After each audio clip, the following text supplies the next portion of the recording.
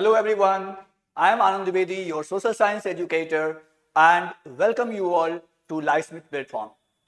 Dear students, today we are going to start the first chapter of geography. Chapter's name is resource. यानी आज हम लोग इस class में चैप्टर रिसोर्स के बारे में पढ़ने वाले हैं। जैसा कि हम जानते हैं, हमारे सर्वाइवल के लिए, हमारे एग्जिस्टेंस के लिए बहुत सारे सब्सटेंसेस का, बहुत सारे संसाधनों का जरूरत पड़ता है। ये सारी चीजें अगर न रहें तो हमारा जीना मुश्किल हो जाएगा। जैसे एग्जाम्पल के तौर पे आप बच्चे जब पढ़ाई करते हैं, आपके बुक्स हैं, आपके पेन, आप जिस बेंच पे बैठते हैं, ये सारी चीजें हैं। घर पे आपके बिल्डिंग्स, आपके फ्लैट्स, आपके व्हीकल्स, ये सारी चीजें ये रिसोर्स हैं, क्योंकि ये हमारे जीवन को आराम बनाने में, ये हमारे जीवन को हमारे जीवन के सर्वाइवल के लिए या हमारे डेवलपमेंट के लिए अनिवार्य है। तो यह जो चैप्टर है आपका रिसोर्स, ये बताएगा कि कैसे ये रिसोर्सेस हमारे लिए इंपॉर्टेंट हैं, क्या हमारे जीवन में रोल प्ले करते हैं। तो चलते हैं स्लाइड पर। रिसोर्सेस का हमारा ये पहला इंट्रोडक्टरी लेक्चर है, जिसमें हम लोग समझने की कोशिश करेंगे कि रिसोर्स होता क्या है और कैसे ये हमारे लिए इंपॉर्टेंट है, हमें कैसे इसे कंजर्व करना चाहिए। आगे बढ़ने से पहले हम लोग देख लेते हैं कि कौन कौन सी चीजें हैं जो हम लोग इस चैप्टर के अंतर्गत पढ़ने वाले हैं। तो माय डियर स्टूडेंट्स, जिस टॉपिक को हम लोग इसमें कवर करने वाले हैं, उसमें सबसे पहले इंट्रोडक्शन ऑफ रिसोर्स, यानी हम पहचानने की कोशिश करेंगे कि रिसोर्स क्या है, कौन कौन सी चीजें हमारे लिए रिसोर्स हैं। हालांकि हमने पहले ही आपको इंट्रोड्यूस किया है रिसोर्स के बारे में, और डिटेल्स में हम लोग इसमें बात करेंगे। फिर हम लोग डिफरेंट टाइप्स ऑफ रिसोर्स पढ़ेंगे, यानी रिसोर्सेज के प्रकार कौन कौन से हैं, अलग अलग बेसिस पर उन्हें क्लासिफाई किया गया है, तो इन सभी को हम जानने का प्रयास करेंगे। इसके अंतर्गत हम नेचुरल रिसोर्स के बारे में पढ़ेंगे, ह्यूमन मेड रिसोर्स के बारे में पढ़ेंगे। देखिए, बहुत सारे रिसोर्सेज हैं जो प्रकृति ने दिया हुआ है, तो वो हो गया नेचुरल रिसोर्स। लेकिन बहुत सारे रिसोर्स ऐसे भी हैं जिसको हम इंसानों ने डेवलप किया हुआ है, वो सारे रिसोर्स ह्यूमन मेड रिसोर्स कहलाते हैं। लेकिन पता है आपको कि हम इंसान भी एक दूसरे के लिए रिसोर्स हैं, तो इसको भी हम लोग नेक्स्ट टॉपिक में पढ़ेंगे कि हम कैसे रिसोर्स हैं, कैसे हम आपके लिए रिसोर्स हैं, कैसे आप हमारे लिए रिसोर्स हैं। तो इस टॉपिक को हम लोग कवर करेंगे। फिर हम देखेंगे कंजर्वेशन ऑफ रिसोर्स। देखिए, आज हमारे बहुत सारे रिसोर्स हैं जो बहुत तेजी से खत्म हो रहे हैं, और आने वाले समय में ये ह्यूमन सर्वाइवल के लिए या ह्यूमन डेवलपमेंट के लिए बहुत बड़ा प्रॉब्लम क्रिएट कर सकते हैं। तो रिसोर्स कंजर्वेशन बहुत जरूरी है। कैसे हम कंजर्व करेंगे, कौन कौन से तरीके होंगे, वो सब कुछ हम लोग इसमें देखने वाले हैं। फिर हम लास्ट में इस चैप्टर के लास्ट में हम सस्टेनेबल डेवलपमेंट के कॉन्सेप्ट को देखेंगे। सस्टेनेबल डेवलपमेंट यानी ऐसा डेवलपमेंट जो हमेशा सस्टेन करे। तो कैसे होगा सस्टेनेबल डेवलपमेंट, ये सारे कॉन्सेप्ट हम लोग इस चैप्टर के अंतर्गत पढ़ने वाले हैं। तो डियर स्टूडेंट्स, मेंटली तैयार हो जाइए, फिजिकली तैयार हो जाइए और फोकस करिए हर एक टॉपिक पर। अगर कोई भी डाउट कहीं रहता है तो फिर कमेंट बॉक्स में जाकर के आप अपना क्वेश्चन डालिए, और मैं पूरी तरह से कोशिश करूंगा कि आपके हर एक डाउट क्लियर हो। चैप्टर की शुरुआत में सबसे पहले हम देखते हैं कि रिसोर्स होता क्या है। What is resource? रिसोर्स का डेफिनेशन अगर हम देखें, रिसोर्स हम किसे कहेंगे, तो हमारे आसपास, हमारे इन्वायरमेंट में मौजूद ऐसा कोई भी सब्सटेंस जो हमारे नीड को फुलफिल करता है, वह सब रिसोर्स कहलाता है। Anything which is available in our environment and satisfies our need, all those things are considered as resource। कोई भी चीज हो, एक आपका पेन भी है ना, वो रिसोर्स है। डेफिनेशन में देखते हैं तो रिसोर्सेस, इनका इन्वायरमेंट में अवेलेबल होना अनिवार्य है। नेक्स्ट इज टेक्नोलॉजिकली एक्सेसिबल, यानी रिसोर्सेस टेक्नोलॉजिकली एक्सेसिबल होना चाहिए।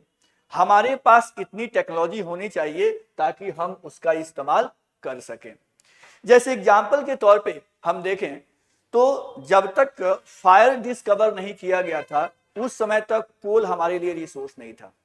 कोयला हमारे पास था, लेकिन हम उसका इस्तेमाल नहीं कर सकते थे क्योंकि हमारे पास टेक्नोलॉजी नहीं थी।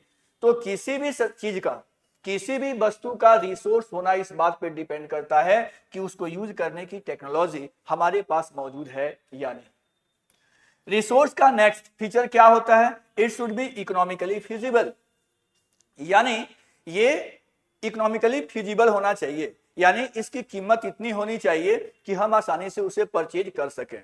अगर कोई वस्तु उपयोगी ही है लेकिन हम उसे परचेज नहीं कर सकते, हमारे पहुंच से बाहर है, तो निसंदेह वह रिसोर्स नहीं कहलाएगा। नेक्स्ट है it should be culturally sustainable, यानी हमारे कल्चर के द्वारा इसे एक्सेप्ट किया जाना चाहिए। बहुत सारे ऐसे फूड मटेरियल्स हैं जो हर रीजन के लोग नहीं खाते हैं क्योंकि ये उनके कल्चर में नहीं है। तो ऐसे रिसोर्स जो किसी पर्टिकुलर सेगमेंट ऑफ सोसाइटी अगर यूज नहीं कर रहा है तो उसके लिए वो रिसोर्स नहीं होगा। तो कल्चरली एक्सेप्टेबल होना चाहिए। नेक्स्ट है सेटिस्फाई आवर नीड्स, ये तो मोस्ट इंपॉर्टेंट है, यानी रिसोर्स वही है जो हमारे नीड को सेटिस्फाई करे। सबसे इंपॉर्टेंट पॉइंट यही है कि अगर हमारे नीड को ये सेटिस्फाई करता है तो रिसोर्स है। तो यहां पर जो डेफिनेशन आपको दिया गया है that is the perfect definition, और आप क्या 8 क्या 9 यहां तक कि 10th क्लास में भी यही डेफिनेशन यूज किया जाता है। आपको मैं बता दूं कि रिसोर्स का जो चैप्टर है ये आपको क्लास 10 में भी पढ़ना है, और क्लास 10 में भी काफी कंटेंट क्लास 8 से मैचिंग करता हुआ है। तो यदि आप ध्यान से इस चैप्टर को यहां पे पढ़ते हैं तो मैं निसंदेह कह सकता हूं कि 50 to 60% आपका क्लास 10 का जो पोर्शन है वो यहां पर कंप्लीट हो जाएगा। इसलिए अब एक नजर में हम पूरे डेफिनेशन को देखें तो resource refers to all the materials which are available in our environment, which are technologically accessible, economically feasible, culturally sustainable and satisfy our needs।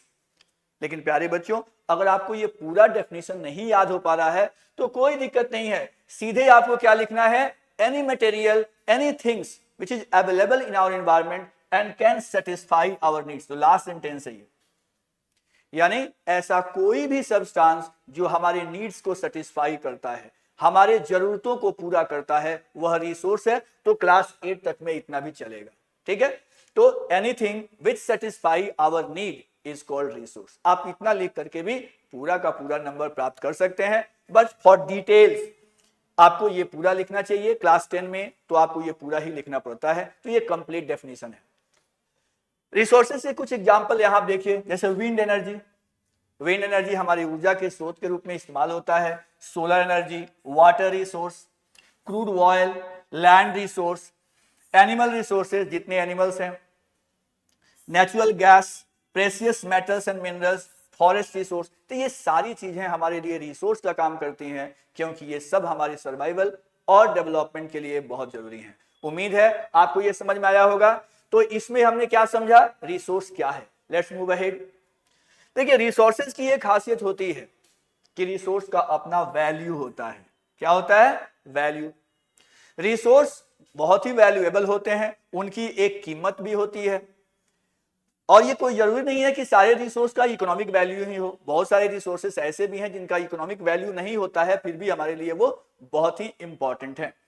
तो वैल्यू चाहे वो इकोनॉमिक हो या नॉन इकोनॉमिक वैल्यू हो, लेकिन रिसोर्सेज के वैल्यूज होते हैं।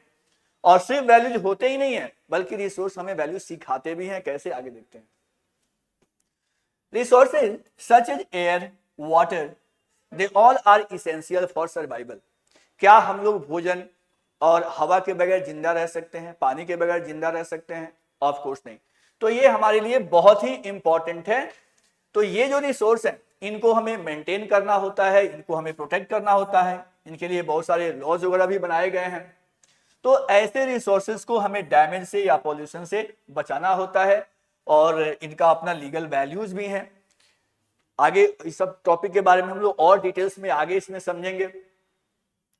सम resources can be bought and sold. Of course बहुत सारे रिसोर्स ऐसे हैं जिनको हम लोग खरीदते हैं और बेचते हैं। उसे खरीद सकते हैं, बेच सकते हैं, मतलब इनका इकोनॉमिक वैल्यू है। इकोनॉमिक वैल्यू, इनका इकोनॉमिक वैल्यू होता है। And can be used to make things that can be bought resources have economic value। Example crop and minerals, यानी जो क्रॉप्स हैं जिससे हम फूड ग्रेन्स प्राप्त करते हैं या इंडस्ट्रीज के लिए रॉ मटेरियल्स प्राप्त करते हैं, इनको हम बाजार में बेच सकते हैं या इन्हें बाजार से हम खरीद सकते हैं, तो इन सब का अपना इकोनॉमिक वैल्यू होता है। Now things that give us pleasure are also resource. Yes dear students, ये कोई जरूरी नहीं है कि जो चीज हमारे लिए जीने के लिए आवश्यक है केवल वही रिसोर्स है। अगर कोई वस्तु हमें इंटरटेन करती है, यानी जिससे हम मनोरंजन करते हैं, वह भी रिसोर्स कहलाता है। तो प्लेजर देने वाले जो हमारे हैप्पीनेस के लेवल को बढ़ाते हैं, वे सभी भी रिसोर्स ही कहलाते हैं। माउंटेन्स, पहाड़ हमारे रिसोर्स हैं। Desert, they all are resource because we enjoy their beauty.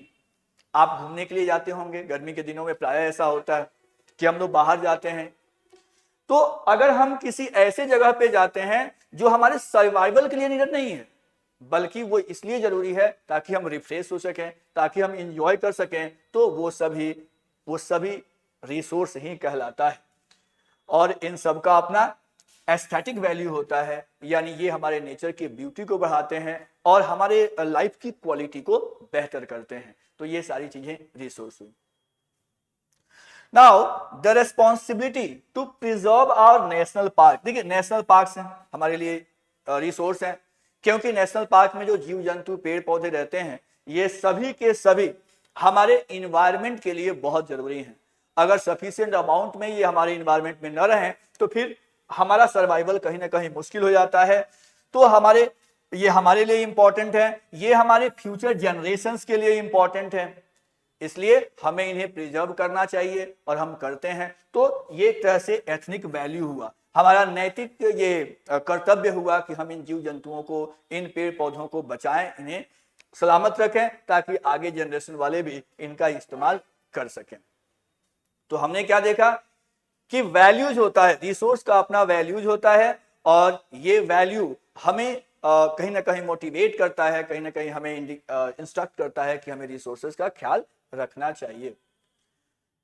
अब हम देखते हैं रिसोर्स के टाइप्स, कौन कौन से प्रकार के रिसोर्स हैं। तो डियर स्टूडेंट्स, हमारे आसपास जितने भी रिसोर्स हैं उन्हें अलग अलग बेसिस पे क्लासिफाई किया गया है। आइए उसको देख लेते हैं। सबसे पहले रिसोर्सेज को 3 पार्ट में बांटा गया। नेचुरल रिसोर्स, यानी ऐसे रिसोर्सेज जो हमें नेचर ने दिए हैं, जैसे पेड़ पौधे हैं, जीव जंतु हैं, ये सभी नेचुरल रिसोर्स कहलाएंगे। नेक्स्ट इज ह्यूमन, हम इंसान भी रिसोर्स हैं, क्योंकि हम लोग एक दूसरे के नीड को फुलफिल करते हैं, और हम इंसानों ने बहुत सारे सब्सटेंस बनाए हुए हैं जिसको ह्यूमन मेड रिसोर्स कहा जाता है। फर्दर जब हम क्लासिफाई करते हैं तो नेचुरल रिसोर्स को 2 हिस्से में बांटा जाता है। एक हो गया रीन्यूएबल, मतलब जिसको दोबारा से रिन्यू किया जा सके। नेक्स्ट है नॉन रिन्यूएबल, जिसको हम दोबारा से रिन्यू नहीं कर सकते हैं। एग्जाम्पल भी देख लेते हैं, जैसे रिन्यूएबल के एग्जाम्पल में आपको फॉरेस्ट आएगा। फॉरेस्ट, जंगल को आपने काट दिया, आप चाहें तो फिर प्लांट लगा सकते हैं, लगाते भी हैं, लगाना भी चाहिए, बहुत जरूरी है। लेकिन बहुत सारे ऐसे रिसोर्स हैं जो नॉन रिन्यूएबल हैं। जैसे एग्जाम्पल के तौर पर हम कोल को लेते हैं, कोयला।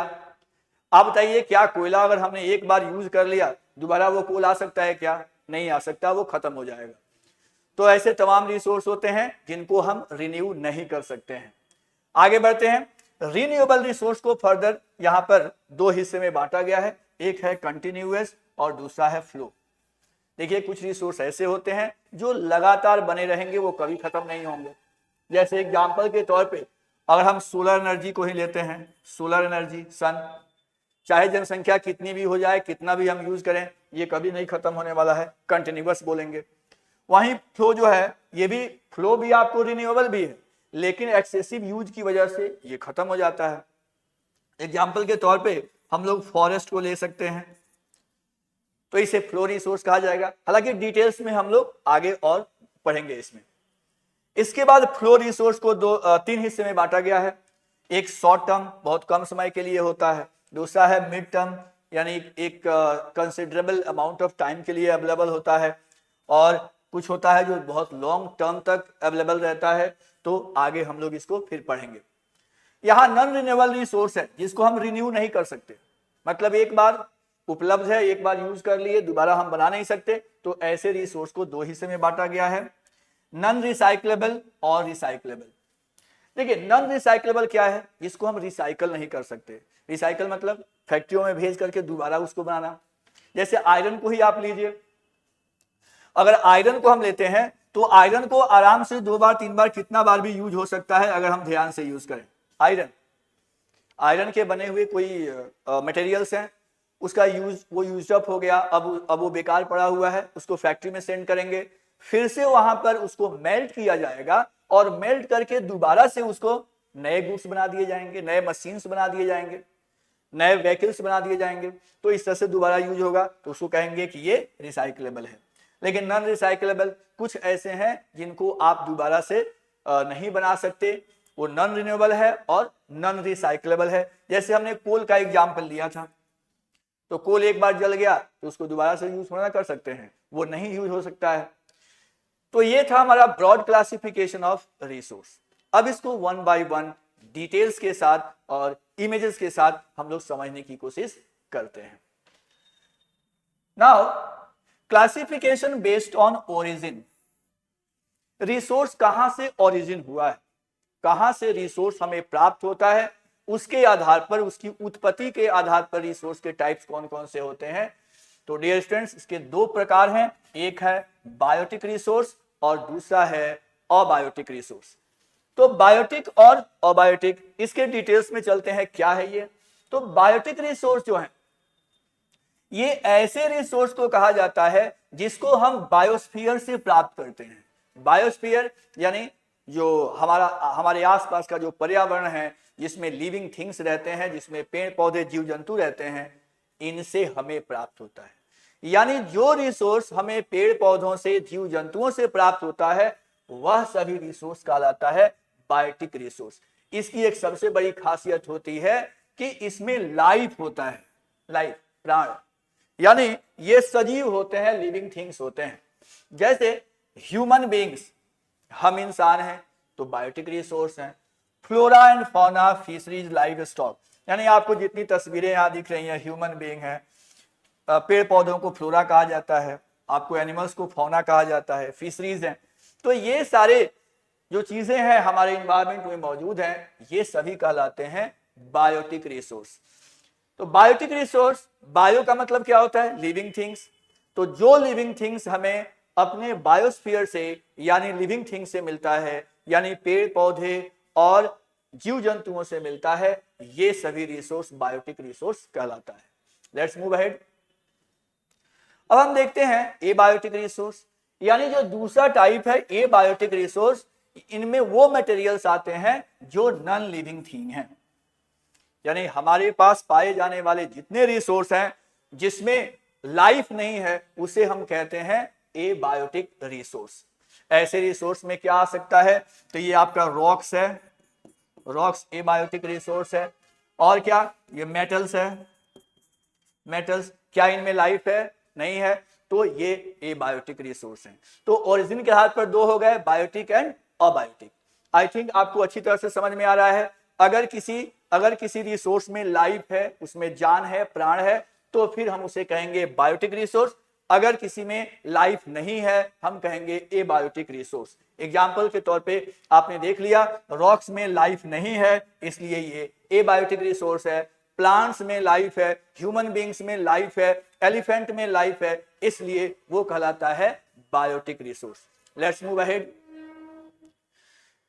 अब हम क्लासिफिकेशन करते हैं on the basis of stage of development. देखिए रिसोर्स का अपना एक डेवलपमेंट का साइकिल होता है। ऐसा नहीं है कि एक दिन में रिसोर्स बन करके तैयार हो गया। तो बहुत सारे रिसोर्सेस हैं, ग्रेजुअल डेवलपमेंट होता है। तो इसके आधार पर हम समझने की कोशिश करते हैं कि किस रिसोर्स को हम किस कैटेगरी में बांटेंगे। सबसे पहला जो हमारा कैटेगरी है वो है पोटेंशियल रिसोर्स। पोटेंशियल रिसोर्स का मतलब क्या हुआ, ऐसे रिसोर्स जो किसी रीजन में पाए जाते हैं, किसी क्षेत्र में पाए तो जाते हैं, लेकिन अभी उनका वर्तमान में यूटिलाइजेशन नहीं हुआ है, मतलब they are not in use at present. ऐसे रिसोर्स अवेलेबल है लेकिन उसका इस्तेमाल नहीं हुआ है, फ्यूचर में इस्तेमाल होगा, इसे हम कहेंगे पोटेंशियल रिसोर्स। यानी उसमें यूज के पोटेंशियल मौजूद है। जैसे एग्जाम्पल के तौर पे अगर हम अफ्रीका में देखें, जनरली अफ्रीका को तो सहारा डेजर्ट भी जाना जाता है, लेकिन अफ्रीका में वाटर रिसोर्स की भी अवेलेबिलिटी है लार्ज लार्ज स्केल में, लेकिन अभी तक इसका यूज डिटरमिन नहीं हो पाया है। यानी रिसोर्स यहां मौजूद है लेकिन इसका इस्तेमाल अभी वर्तमान में नहीं हो पा रहा है। तो ये पोटेंशियल रिसोर्स का एग्जाम्पल है। दूसरा एग्जाम्पल हम देखते हैं राजस्थान एंड गुजरात। राजस्थान और गुजरात में आपको विंड एनर्जी का और सोलर एनर्जी का, यहां पर ये दोनों काफी अधिक वास्ट हैं, विंड और सोलर। इन दोनों ही एनर्जी फॉर्म का काफी पॉसिबिलिटी है। अभी वर्तमान में इसका यूज नहीं हो पा रहा है जितना होना चाहिए, तो निसंदेह फ्यूचर में इसका इस्तेमाल होगा। तो these all are examples of which type of resource? Potential resource. यानी पोटेंशियल रिसोर्स वे रिसोर्स हैं जिनमें हमारे नीड को फुलफिल करने की एबिलिटी है, लेकिन अभी वर्तमान में इनका इस्तेमाल नहीं हो रहा है, फ्यूचर में इस्तेमाल होगा। अब आते हैं दूसरे टाइप के रिसोर्स को। जो सेकंड सब टाइप है दैट इज एक्चुअल रिसोर्स। नाम से ही स्पष्ट है, एक्चुअल यानी ऐसा रिसोर्स जो वर्तमान में अवेलेबल है।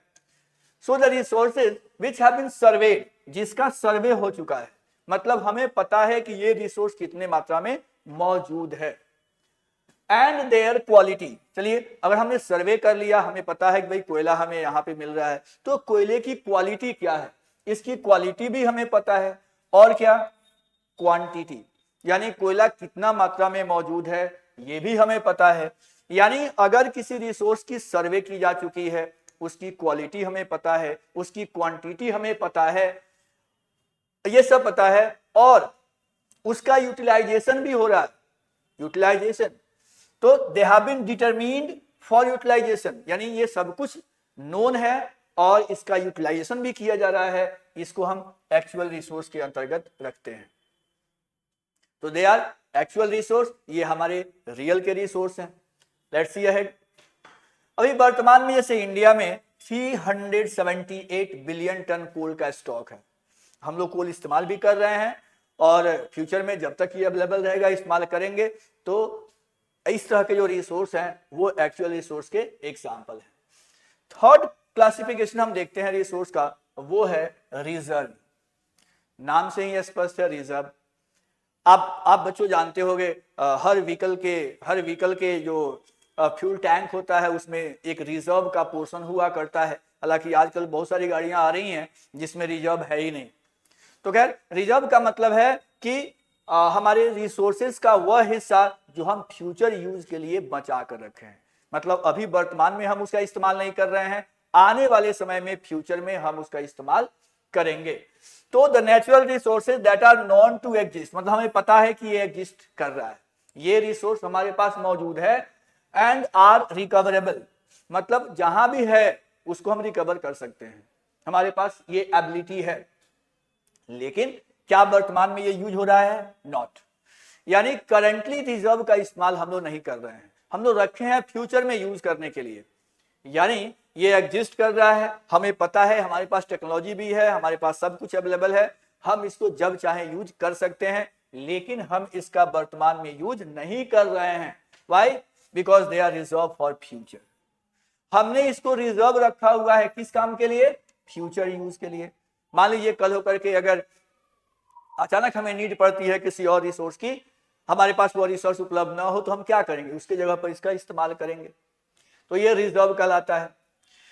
रिजर्व के एग्जाम्पल को अगर देखें तो रिवर वाटर, जैसा कि हम जानते हैं कि रिवर वाटर सिर्फ वाटर का सोर्स नहीं है, बल्कि ये हाइड्रो इलेक्ट्रिसिटी का भी सोर्स है।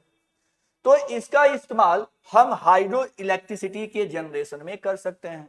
अब मान लो कल होकर के कोयला खत्म हो गया, हमारे थर्मल पावर प्लांट बंद हो गए, तो हम क्या करेंगे?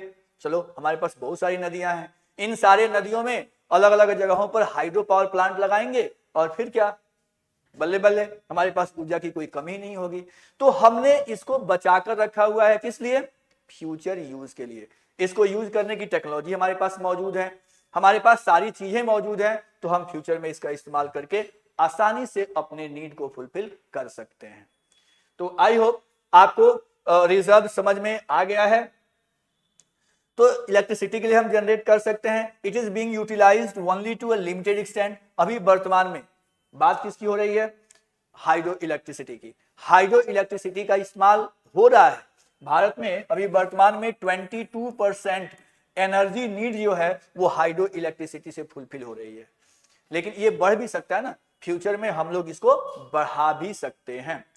So the water in the dams, forest, of course हमारे पास जितने भास्ट जंगल हैं वो भी हमारे लिए रिजर्व है, ये रिजर्व रिसोर्स हैं। जैसे मान लीजिए अगर गैस खत्म हो गया, हमारे घर में खाना पकाने के लिए कोई साधन नहीं है, हम क्या करेंगे भाई? पेड़ काटो, पेड़ों से ही खाना बनाओ, जलावन के रूप में पेड़ों का इस्तेमाल करो। तो ये रिजर्व है, फ्यूचर के लिए रखा गया है। और क्या कर सकते हैं?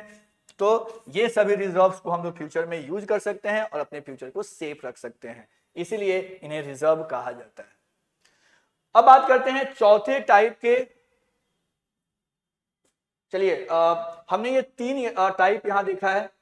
चौथा जो टाइप है, जो कि आपको इस क्लास में नहीं पढ़ना है, क्लास 8 में नहीं है, बल्कि आपको आगे क्लासेस में पढ़ने को मिलता है, वो है स्टॉक।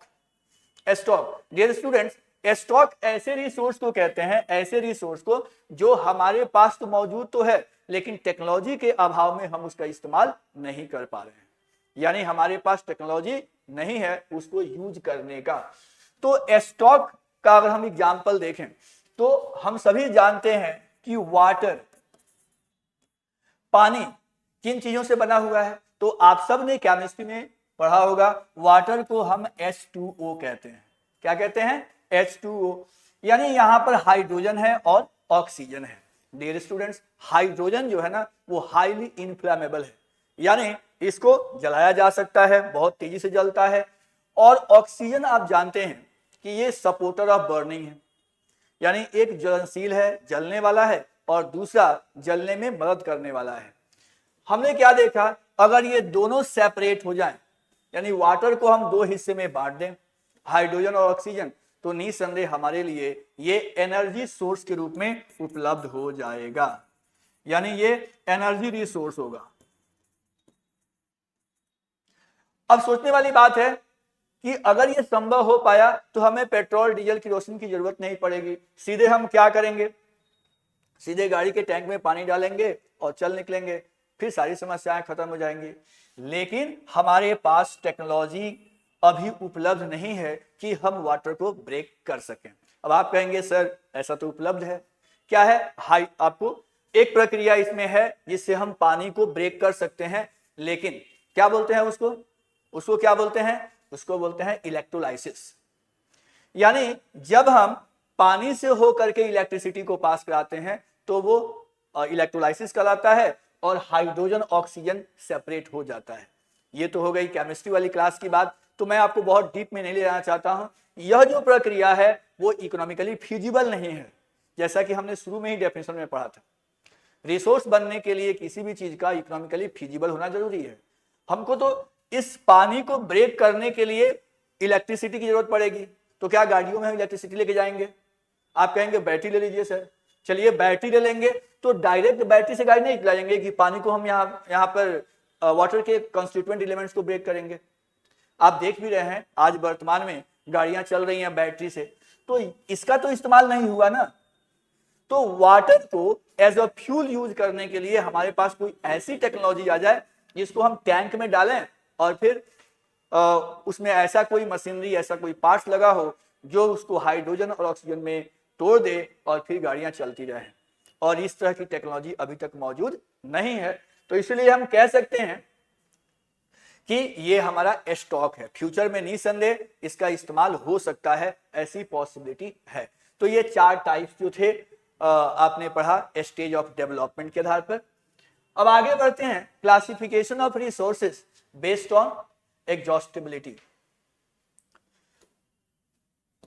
यस, तो अब हम बात करते हैं एग्जॉस्टिबिलिटी के आधार पर, यानी रिसोर्स यदि हम इस्तेमाल कर रहे हैं तो क्या ये रिसोर्स खत्म हो जाएंगे या खत्म नहीं होने वाले हैं।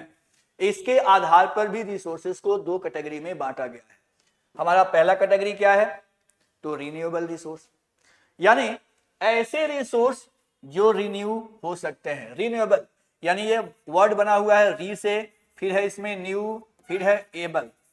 मतलब री मतलब दोबारा, न्यू मतलब नया, एबल मतलब बन सके। तो ऐसे रिसोर्स जो दोबारा बनना उसका संभव है, जो नेचर में रिप्लेनिश हो जाए, रिन्यूड हो जाए, रिप्रोड्यूस्ड हो जाए किसी भी मेथड से, चाहे वो मेथड फिजिकल हो, केमिकल हो, मैकेनिकल हो, ऐसा कोई भी प्रोसेस हो, इसके द्वारा अगर ये रिन्यू हो जाता है तो हम इसे कहेंगे कि यह रिन्यूएबल रिसोर्स है। इसको रिप्लेनिशेबल रिसोर्स भी कहा जा सकता है।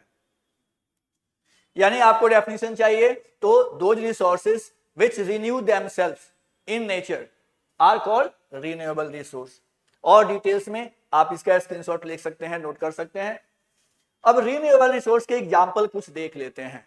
जैसे सोलर एनर्जी है, सन के लाइट से हमें ऊर्जा मिलता है, तो ये कंटिन्यूअसली हमारे पास मौजूद है। आज आप कितना भी यूज कर लें, कल फिर यूज के लिए ये मौजूद रहता है, यानी रोज का रोज एनर्जी ये हमें उपलब्ध रहता है। ठीक वैसे ही हम बात करते हैं वाटर एनर्जी की, पानी। देखिए पानी हमारे पास सफिशिएंटली अवेलेबल है, काफी अधिक मात्रा में। हो सकता है आपके दिमाग में आता हो कि सर कहते हैं कि पानी बचाओ, फिर पानी बहुत है तो क्यों बचाओ। देखो, जिस पानी को बचाने की बात कही जाती है ना, वो पोर्टेबल वाटर होता है। पोर्टेबल वाटर जिसको हम पीने में इस्तेमाल करते हैं, जिसको हम अपने एग्रीकल्चरल एक्टिविटीज में यूज करते हैं, या जिसको हम अपनी इंडस्ट्री में यूज करते हैं, उसकी कमी हो रही है। ये कमी क्यों हो रही है, इसके कारण कुछ और है, उसको हम लोग बाद में डिस्कस करेंगे। तो फिलहाल जो हमारे पास वाटर है ये रिन्यूएबल रिसोर्स है। ये रिन्यूएबल कैसे होता है, तो वाटर साइकिल से। इसकी एक प्रक्रिया होती है जिसको हम बोलते हैं वाटर साइकिल। वाटर साइकिल से भाप यानी पानी गर्म होता है, वेपर बनता है जिसको हिंदी में भाप बोलते हैं, और ये ऊपर आसमान में जाता है, क्लाउड बनता है। क्लाउड बनने के बाद फिर से वो कंडेंस होता है, कंडेंस होकर के जमीन पे आता है, और इस तरह से जो साइकिल चलता है, इसी साइकिल को हम कहते हैं वाटर साइकिल। पानी की कभी कमी नहीं हो सकती, पानी हमेशा मौजूद रहता है। ठीक है, तो ये रिन्यूएबल रिसोर्स है।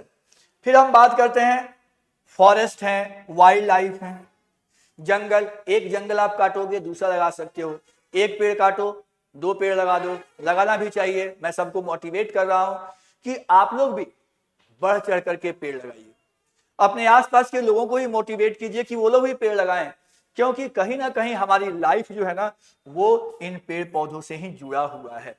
बहुत इंपॉर्टेंट रिसोर्स है ये, और ये हैं तो हम लोग हैं। अगर ये नहीं रहेंगे तो फिर हमारी एग्जिस्टेंस भी खतरे में पड़ जाएगी।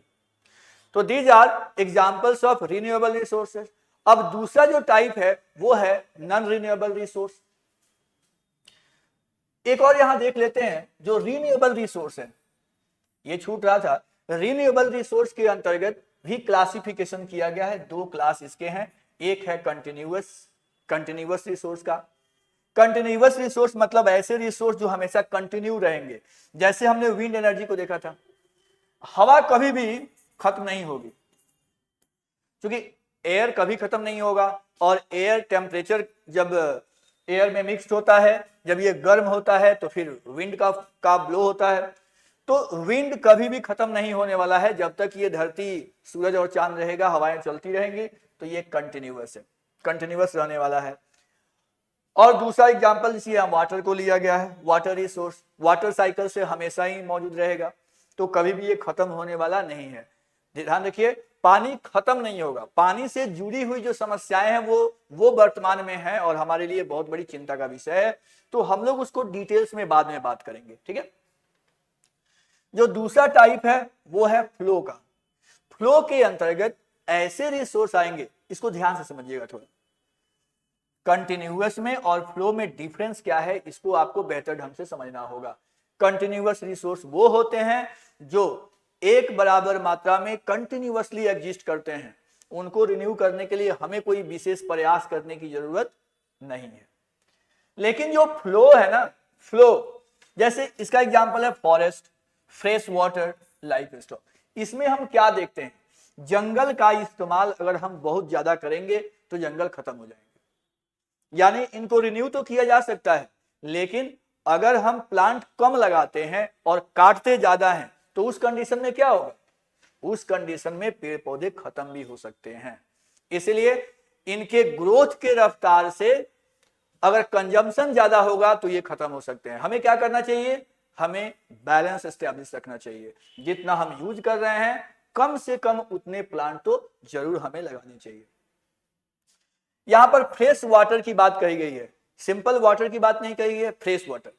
Fresh water means the water which is available for our survival, for our agriculture purpose, for our industrial use. इस वाटर को फ्लो के अंतर्गत रखा गया है, क्योंकि नदियों का पानी, ग्राउंड वाटर का पानी, ये कंटिन्यूअसली, यहां तक रेनफॉल का पानी, ये कहां जा रहा है, ये सभी जा रहा है कहां पर, ओशन में। ओशंस में बारिश हो रही है, बारिश का पानी छत से जमीन पर आता है, जमीन से नाले में, नाले से नदी में, नदी से समुद्र में, और फिर हमारे पास पानी का अभाव हो जाता है। अब आपको समुद्र में पानी तो बहुत है, लेकिन वहां से पानी ला करके तो हम यूज नहीं कर सकते, क्योंकि आप जानते हैं कि समुद्र का पानी हमारे पीने के लिए सुटेबल नहीं होता है, उसमें सॉल्ट की मात्रा होती है और भी बहुत सारे केमिकल्स होते हैं। अगर हम उसको धो के लाते हैं, उसको फिल्टर करते हैं, तो फिर ये इतना महंगा हो जाएगा ना, हम कह सकते हैं कि ये इकोनॉमिकली फिजिबल नहीं रहेगा। तो ये जो आप फॉरेस्ट देख रहे हैं, फिशरीज देख रहे हैं, वाटर जो फ्रेश वाटर है, ये सभी फ्लो के एग्जांपल हैं। इनको हमें बचाने की जरूरत होती है, इनको हमें कंजर्व करना पड़ेगा। अगर हम इन्हें कंजर्व नहीं करते हैं, अगर हम इन्हें कंजर्व ना करें तो फिर हमारे लिए प्रॉब्लम क्रिएट कर सकते हैं। इनका कंजर्वेशन अनिवार्य है, हम इन्हें बचाएंगे तो ही हमारा फ्यूचर सुरक्षित रह सकता है।